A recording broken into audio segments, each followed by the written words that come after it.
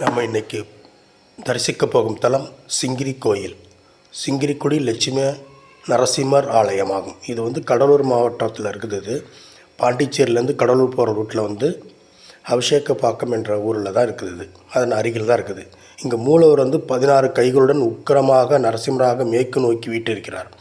அது மட்டும் இல்லாமல் வசிஷ்ட முனிவர் வழிபட்ட தலமாகவும் பரிகார தலமாகவும் இது கருதப்படுகிறது.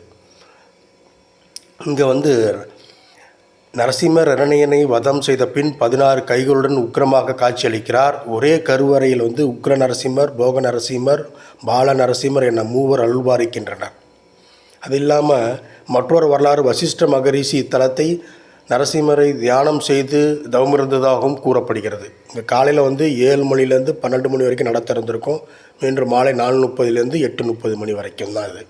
இங்கே சென்றால் கடன் பிரச்சனை தீரும் என்பது மக்களுடைய நம்பிக்கையாகும்.